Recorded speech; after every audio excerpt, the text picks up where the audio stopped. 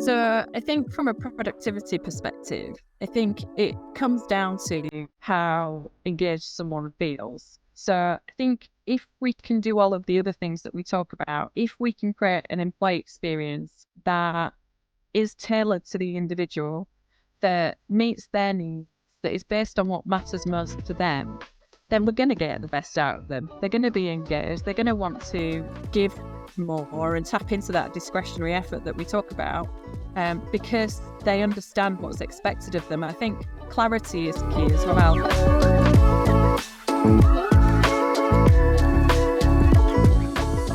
Hello, everyone, and welcome to another episode of Recruiting Revolution. Our guest today is Dawn Smedley from England, United Kingdom, who is Head of Culture at WorkBuzz, which is an employee engagement platform with a mission to help organizations create culture that every voice matters and every person can be their best. It's a pleasure to have you on the show, Dawn. Thank you very much for having me. I'm excited to be here. Dawn, to start off, could you share with us your journey and what drew you to the field of HR and culture? Would love to know that. So I've been lucky enough to work in culture and employee experience for about 13 years now. And I naturally gravitated towards making a difference in the HR space. I've always been quite purpose-driven. And I think what I love about the space that I've worked in, which was previously for a global recognition company, where it was all about building a culture of recognition within organizations. And now at WorkBuzz, where it's all about employee listening, we have such a unique opportunity to make a difference. And our vision at WorkBuzz is to improve the working lives of 1 million people.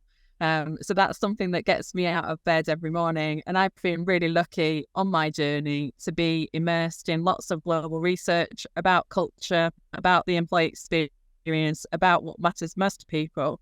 And I think just seeing the evolution of that over the last 3 years on the back of the pandemic has just been fascinating.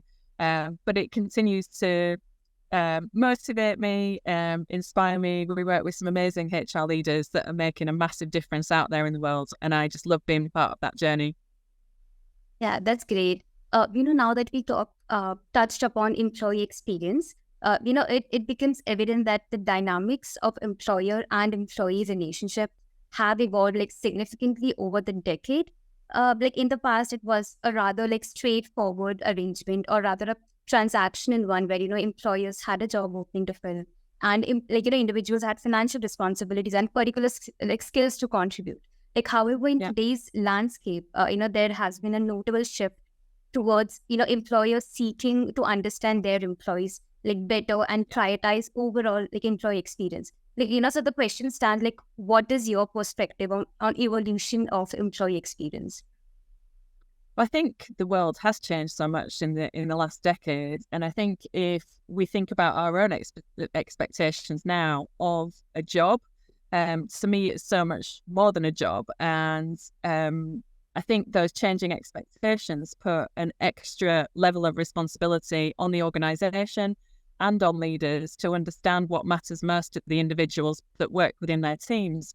The challenge with that is that organisations are complex, they're complicated, and if you're on LinkedIn for more than 5 minutes, you can see the challenges that exist. It's not just generational differences, it's demographics. You've got a huge deskless population of people that are not sat in front of computers all day, that are doing the doing. And then you've got the challenge of hybrid working. You've got global versus local. You've got regional and cultural differences to take into account. It's a really complex world out there in terms of the employee experience. And it means that employee experience, therefore, can't just be a one-time thing. It has to be something that we're really intentional about. And it has to be something that and that's hence why we're so passionate about putting employee listening at the heart of everything that you do, because what you don't know, you don't know. You have to ask, and you have to keep asking, because truly to put employee voice at the heart of your decision making is what it's all about to us as well. That is so true. When you talk about hybrid and remote working and how difficult it is now to put together all the employee engagement activities and everything regarding engagement. So, like, have you observed a noticeable upward trend or a decline in employee engagement during this COVID or post-pandemic? I think it's a moving part, is the honest answer. I think when we came out of the pandemic and everyone started talking about hybrid working and how we evolved to create a model where we could support hybrid working, where we set managers up for success in a hybrid world, I think organizations thought that that was it. They could do it. They could put a framework in place and that will be it. But I'm hearing so many things at the moment around, larger organizations expecting people now to be in the office 2 or 3 days a week, which is a real shift back away from what hybrid was initially. And some people are liking that, some people aren't, because what I'm also hearing is that people are craving more connection. They want to be with others. You learn so much more when you're actually in an office, even informally learning from the conversations that you're hearing around you. And I think for new joiners in particular, it's a great way of getting to know the culture, of getting to know the people around you as well. So it's complex. I don't think there is an easy answer to your question, because I think it's a moving part. And I think we need to again keep asking and iterating on what good hybrid working is. I think the risk at the moment is if we mandate that people have to be somewhere, they may leave, and that may impact on the ability to keep really good people. Because again, where we started this conversation was expectations have changed, so people would like more flexibility, but on their own terms. So again, it's kind of that need to keep asking and evolving and making sure that we're not just making these decisions on assumptions, and that again we ask people what they want and why, and if it's not exactly what we wanted to hear, then it's explaining that and actually taking people on the journey with you and having adult to adult conversations rather than where it feels like parent and child, where you're being told what to do with no context. So I think I don't know if I really answered your question there, but I think it's a complex one to answer because there are so many moving parts. Yeah, I mean, do you think that only surveys are enough when we talk about hybrid and remote working? Like, are surveys enough if we talk about employee engagement? No. I think surveys are one part of your employee listening strategy. I think they enable you to ask a consistent set of questions that enable you to really understand how people are feeling. I think the power in employee surveys is the ability to then break that down and look at the employee experience through the lens of teams, roles, geographies, gender, ethnicity, all of those different things. Employee surveys just as a standalone on its own with no ability to filter, give you nothing. It has to be granular. It has to have the ability for you to break that down and to enable leaders to make data-driven decisions on the back of those, on the data that you're getting back that's unique to them. So, but it shouldn't just be about surveys. We should be listening all the time, whether that's through manager-employee relationships and one-to-ones, whether it's all hands meetings, whether it's focus groups, all of that thing. Employee listening is so much bigger than that.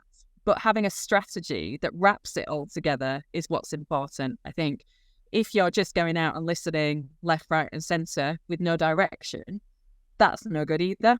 It needs to be aligned to what you're trying to solve for as a business. So if you're trying to improve retention, how do you make sure that you ask the right questions to enable those leaders to get the right information to do what they need to do to affect that? Does that make sense?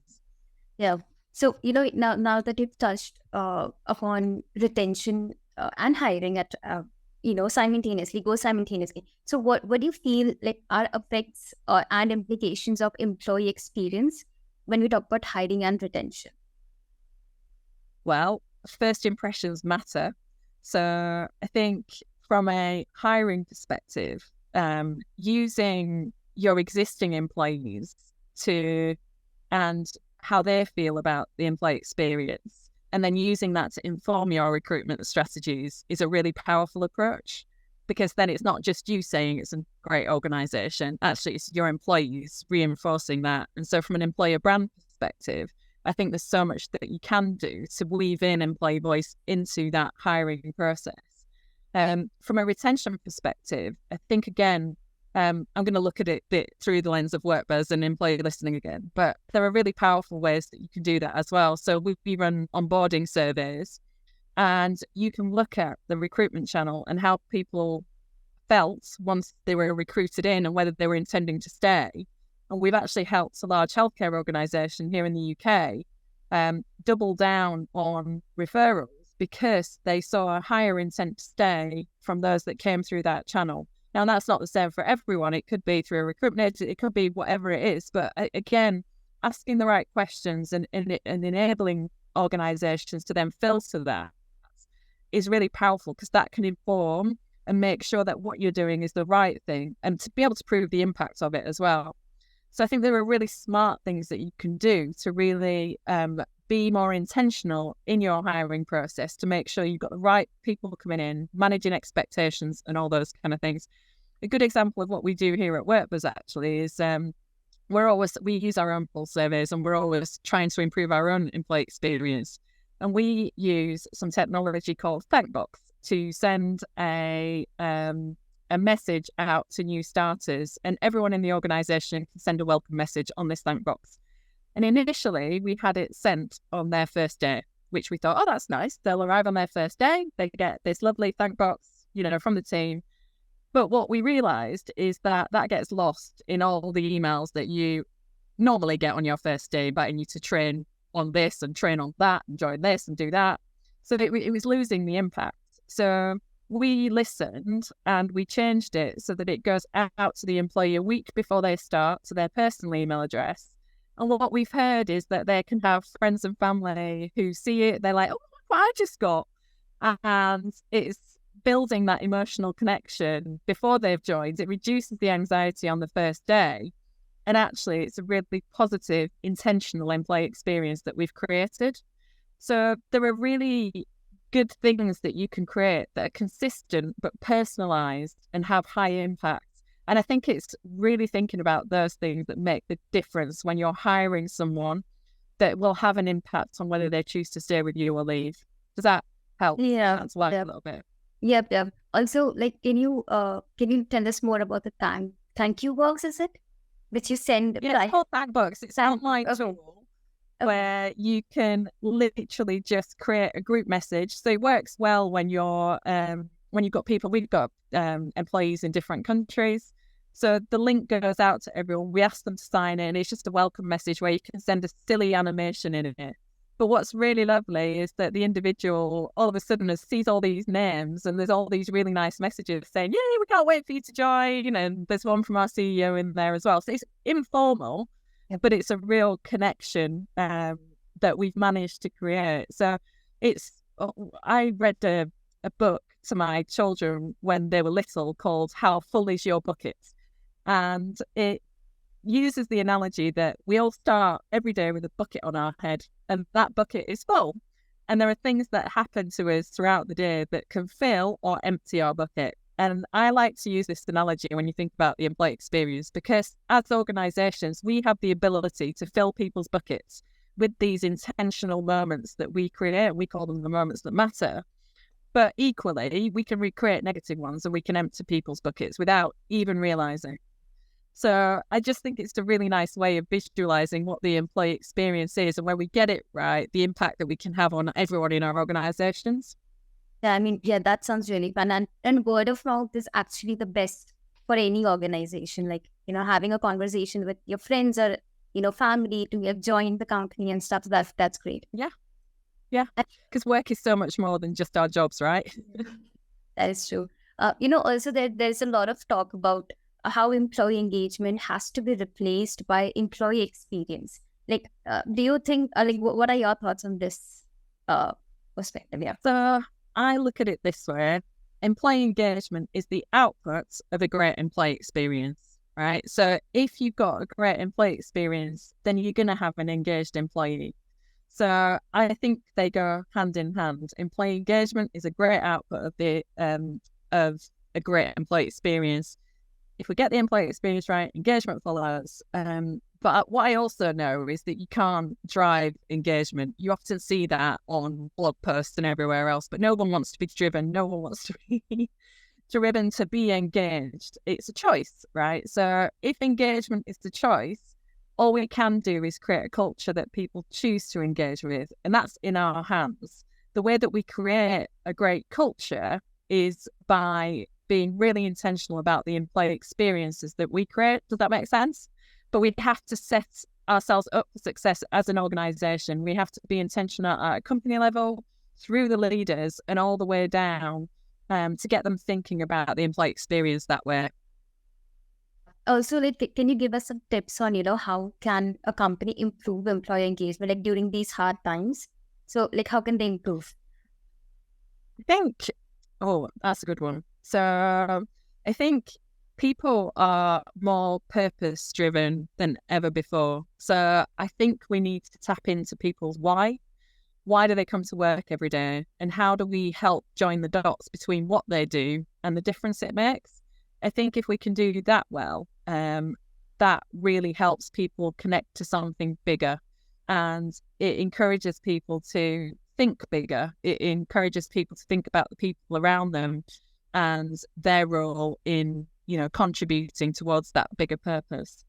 I think building a powerful employer brand is also kind of really important. I think people like to feel as if they're part of something successful. So people generally like to feel successful for the organisation that they work with, in the team that they're in, and individually. So if, again, we can build an employer brand that comes from our people, where people are shouting about what they love about working for us, then that's going to attract more people, and it's going to have that really positive impact on the organisation as a whole. I think focusing on the employee experience is what we're talking about today.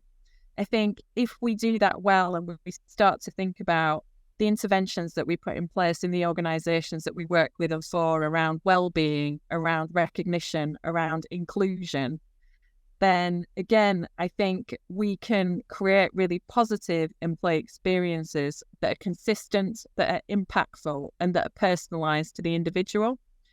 What else could we do? We can build strong workplace bonds. I think, there is so much research at the moment around lack of connection and loneliness. And loneliness is the absence of meaningful connection with other people.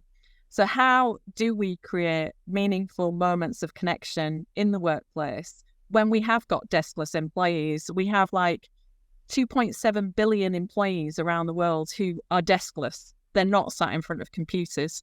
So how do we make sure that we create opportunities for them to connect with the rest of the organisation? And it's harder, right? So we need to set those leaders up for success, understanding kind of how to do that. And then I think finally, it is around having that feedback culture. So to your point, it's not just about surveys, but surveys are a really powerful way to put that baseline in place, to understand how people are feeling at pivotal moments, at onboarding, at exit, and in flight throughout that whole employee life cycle. And I think if we get that bit right, then we genuinely make people feel like their voice matters, and we can weave that into all of our decision making. That's a long answer, but there's hopefully some good things in there. Yeah, that is so true. So before we wrap up our today's episode, like, let me leave you with one last question. Like, now that we have talked about retaining talent, like, how can companies enhance productivity through employee experience in like today's rapidly, evolving environment, considering that, increased difficulty in attracting and retaining talent? So I think from a productivity perspective, I think it comes down to how engaged someone feels. So I think if we can do all of the other things that we talk about, if we can create an employee experience that is tailored to the individual, that meets their needs, that is based on what matters most to them, then we're going to get the best out of them. They're going to be engaged. They're going to want to give more and tap into that discretionary effort that we talk about, because they understand what's expected of them. I think clarity is key as well. I think it's never been more important for managers to be able to clearly set expectations for individuals and to keep talking to them about how they're doing in relation to that as well. So I think if we And that's getting me thinking again to say that actually the most important group of people in all of this often are the leaders in the organisations. And the questions we need to ask ourselves is, are we setting them up for success? Are we helping them with the skills that they need to support the people that sit with them to make the employee experience the best that they can be? Because I think since the pandemic, there is a greater need for those softer skills. There's greater need for them to be able to help connect people to purpose and help people get that clarity around expectations in their job, but also the difference it makes. So there's a lot on them, right?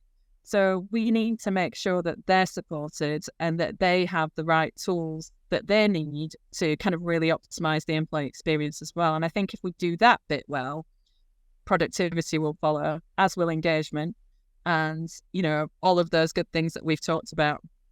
Yeah, that is so amazing. Thank you for your time, and coming to the episode, answering all the questions. It was like pleasure to having you on the show. Thank you so much. No worries. Thank you for having me. Bye. Bye.